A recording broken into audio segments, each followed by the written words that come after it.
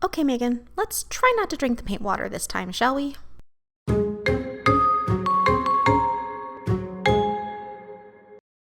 Hey kittens, it's Megan, and the reason I chose the cryptid that I did this month is due to one of my favorite sci-fi shows of all time, Sanctuary. The show centers around Dr. Helen Magnus and her quest to protect the creatures that go bump in the night. And it has been one of my go-to comfort shows for years. If anyone is familiar with the show, you may recognize this cryptid.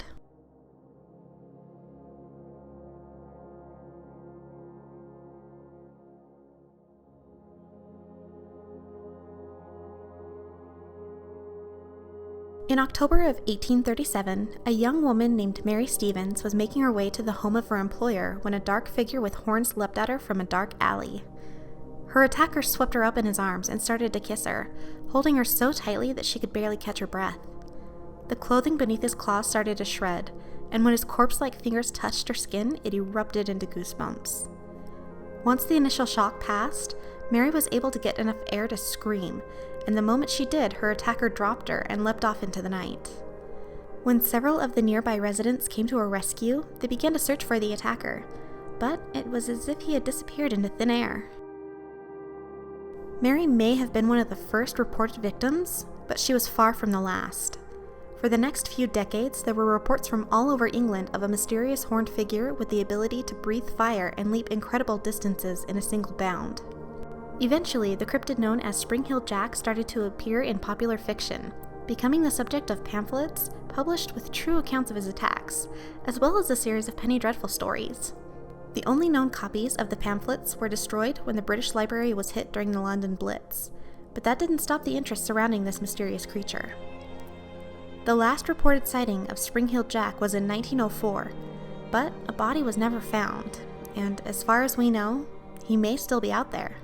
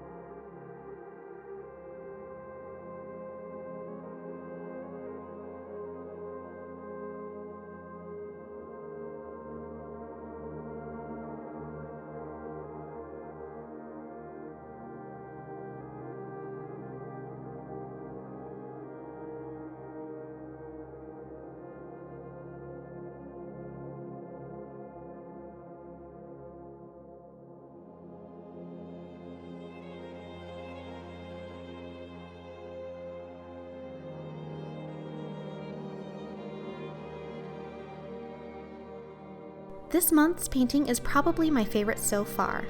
I got to play with a lot of layers to try and achieve a moody 1830s smoggy night in London.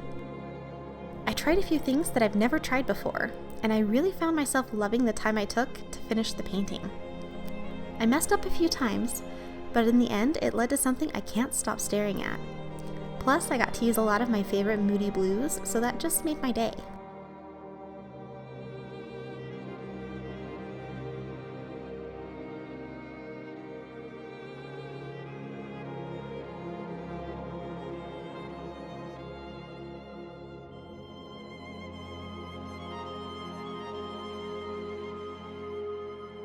My monthly calendar is pretty simple this month, and even though I thought I had double and triple checked it, I still managed to screw it up.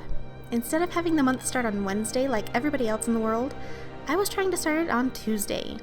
Like we needed time to move any faster.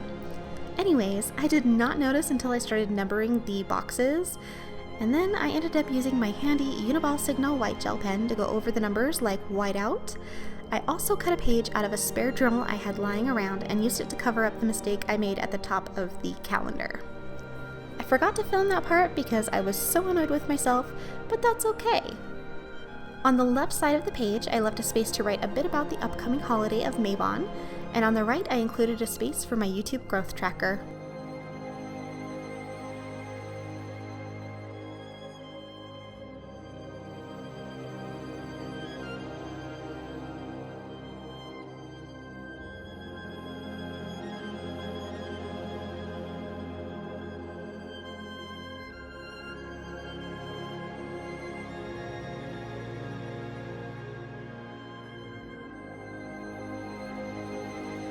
A few months ago, I decided to start making goals based on the moon phases.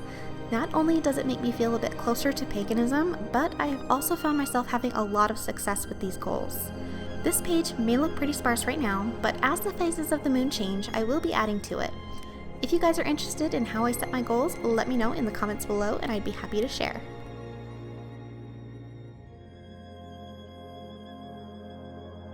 I'm taking my habit and mood tracker back to the vertical trackers this month. Super simple line graphs while still being aesthetically pleasing.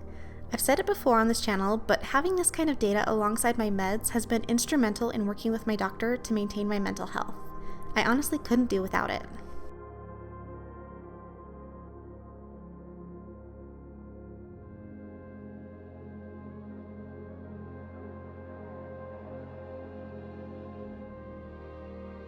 My habit tracker gets its own page this month, and I decided to focus on the 9 things I want to do each day. Depression is a thing, so having a daily to-do list like this is super helpful in making sure I don't become that girl who doesn't shower often enough.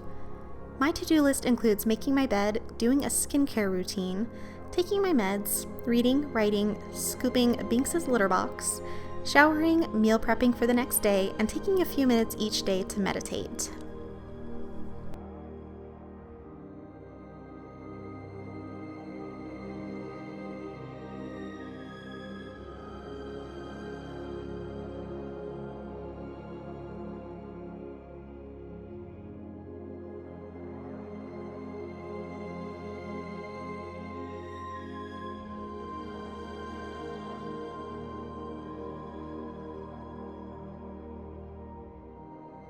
Bear with me guys, we are almost done. This page is my monthly expenses page, and boy howdy, let me tell you, I spent more money than I should have last month on stupid things. That said, I'm switching to the cash envelope system in all possible categories that aren't paid online to nip that in the bud. The psychology behind this is sound, and it has worked for so many people, so why shouldn't I give it a shot? I'll let you know how it goes next month.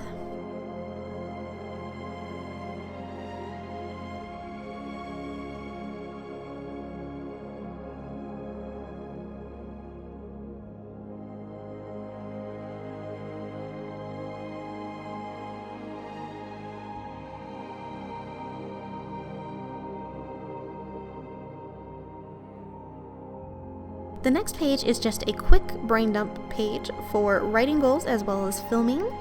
Simple, easy to use, and the last page before my favorite spread. If you've been here for a while, you know that I include a reading tracker in my bullet journal every month. I am pleased to say that I finally broke through my reading slump and managed 5 books in the last 2 weeks. I'm hoping this trend continues, and I can't wait to fill this up.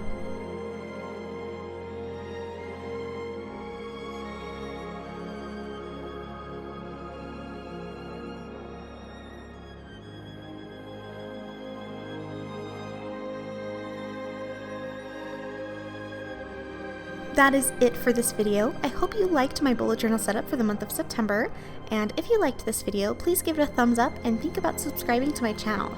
I do post bullet journal videos monthly, and I have a lot of fun things coming ahead. I have loved my journey so far with this cryptid theme, and I can't wait to show you all what's coming next month. Thank you all so much for watching, and I'll catch you on the next one. Bye!